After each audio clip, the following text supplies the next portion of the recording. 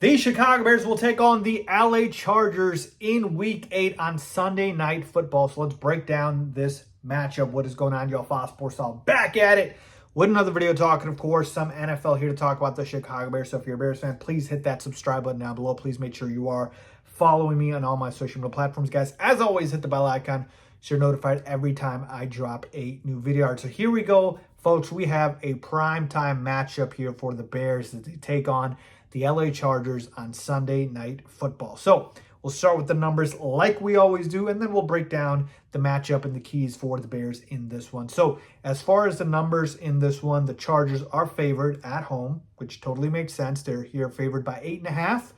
Now, the line actually did start at, I think, 10.5, and it's gone down a decent amount to 8.5 here in favor of the Bears. So it's moved towards the Bears, the line did, from the opening line that was set. The over-under is 46.5, which is a decent total. It's not crazy, but it's not super low either.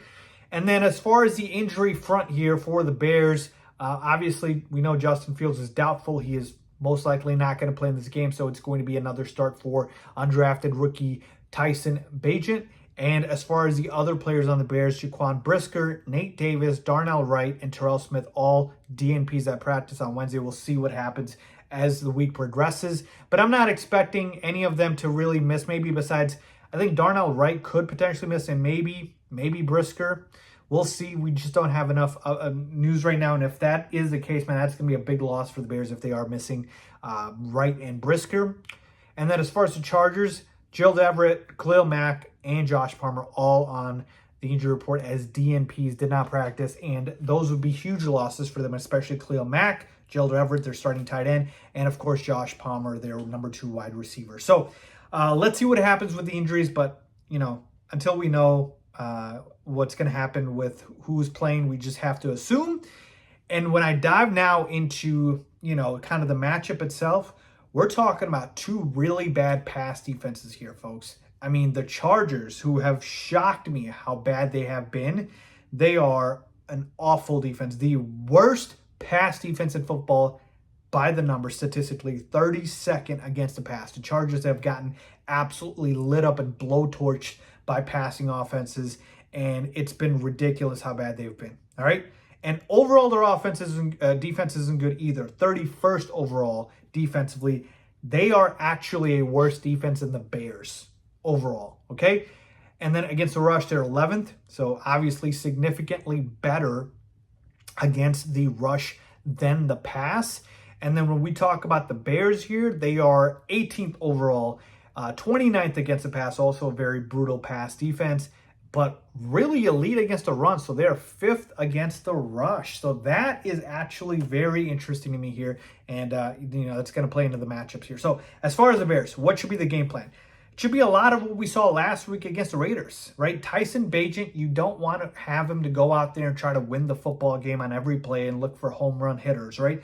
You want to go ahead and dial up the same thing you did, which was the short passing game, which was quick screens, which was quick outlets, and you just want him to, be able to get rid of the football. Now, the Chargers defense might not be good, but they still have pass rushers, folks. If Khalil Mack plays in this game and you have Joey Bosa, they can get to you. So Bagent still needs to get the ball out quick, all right? And the passing game should be the focus here because, like we said, it is the worst passing defense in football. And look, Luke Getsy, absolutely dial up these short, passing completions and gains.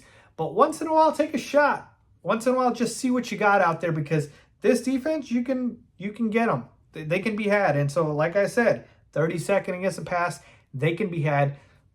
I'm not saying do it all the time, but when the opportunity arises, maybe let the kid take a shot. Let Bagent take a shot and see what happens. But yeah, overall, that should be the focus. Now, as far as the running game, I still want to emphasize that the Chargers aren't elite, right? 11th against the rush, that you can still run on them. So a healthy dose of Foreman. We know Herbert's on IR, and I think Roschon Johnson's going to be back this week, folks. He did practice, did kind of get through that hurdle with the concussion protocol. So Roschon and Foreman should get a lot of work in this game as well. So it's just going to be a lot of what we saw last week with a lot of runs and a lot of quick passes and a lot of short completions, but I want Luke Getsy to just dial in a deep play once in a while just to challenge this terrible pass defense. All right.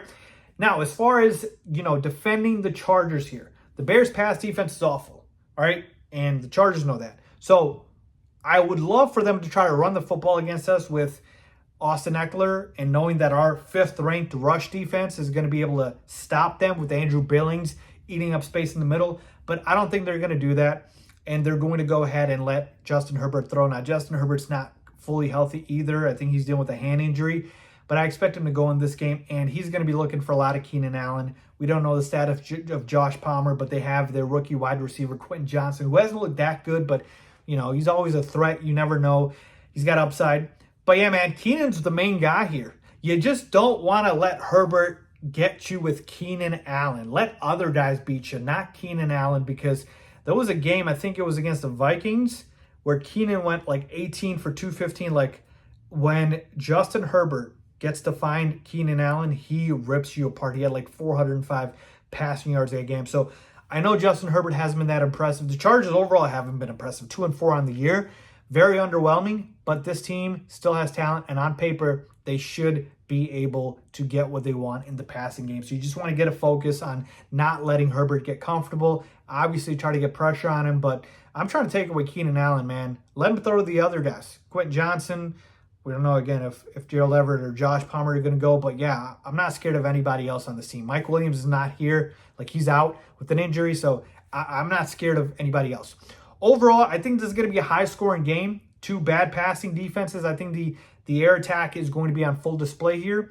And I'm going to go ahead and say that, I'd love for the Bears to come out of this victorious, but being on the road here, going up against a Chargers team that on paper has more talent. We know that.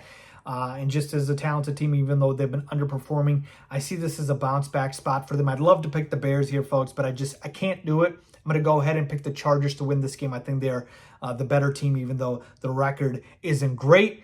But it's a high-scoring game. It'll be fairly close. I'll say 31-21. Could have gone 31-24, but 31-21 is my final score. The Chargers beat the Chicago Bears on Sunday Night Football. So let me know what you guys think, man. Leave a comment down below with your thoughts. The Bears win or lose. I'd love for them to win, man, and I think there is an outside shot they can, but I'm going to go ahead and predict what I realistically think will happen, which is the Bears lose 31-21 to the Chargers. As always,